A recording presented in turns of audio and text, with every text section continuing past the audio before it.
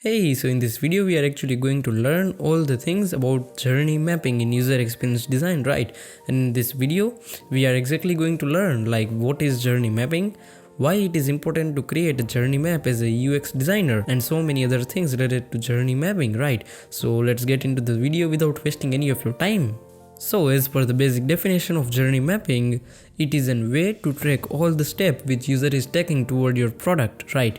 And with help of journey mapping, you can track like their emotion, their actions, and their touch points, and what things they are actually liking and what things they are not liking, right? And after that, you can also work on that things. So this was the basic definition of journey mapping. And the basic agenda of journey map is to let the user experience designer and the company know like how smooth the user experience of the product is and how the user is reacting with that product. Is it in a good way or bad way? And if there are bad way, then you can also figure out like what is the problem and why user is reacting like that, and you can also change that part and find some other solution for your user experience, which is a great thing to have. So let's have a look at some mandatory thing which you will need to create a good and efficient journey map. So for example, here we are having a great journey map from NN Group, right? So let's see what's the mandatory thing you need to create a good journey map. So the first thing here is the persona, right? It is called in persona. In persona, you can include the image of user, the name of them, and what is the scenario, right? So here the scenario is Eric recently moved to the area. He is shopping for a car that is fun to drive and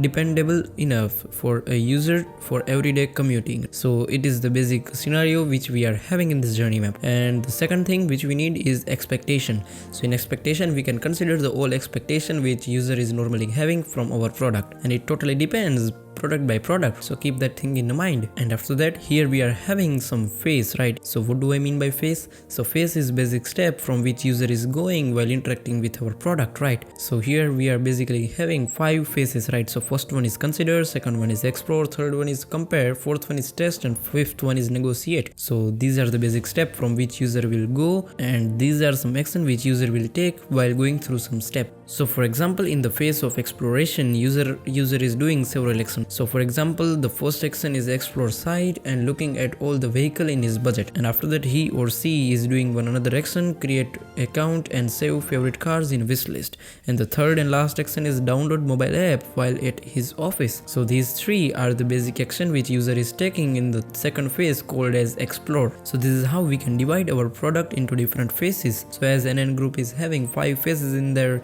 journey map, so we can have as many as we want. So after action, it is some feeling of user which they are having while performing the actions, and this particular blue line indicates the happiness and the satisfaction of user while using our product. So for example, if we have a look at this user's emotion while entering the app, it says something like this, like wow, that website look great for car shopping, so which indicates a great UI, right? And after some time, the same user is also thinking this website looks much different from the commercial, right? So what it mean to say, like in the commercial the website is shown in a different way, but in the reality the website looks in a different way. This is what this user don't like, so we can consider this while upgrading our website.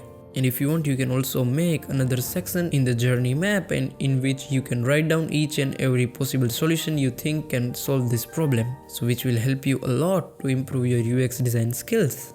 So yep, that pretty much it with this journey map, but you can also go to the Google and search for journey maps, and you will find a bunch of other journey map, and you can also take some inspiration from them and apply to your own journey map and create your own one. But I think for this video, this journey map is easy to understand for beginners, so that's why I have chosen that. So yep, that's all for the journey maps, and if you think this video have added some value into your life, so please consider to like this video and subscribe to this channel would be great. So that's all for today guys, see you in the next one.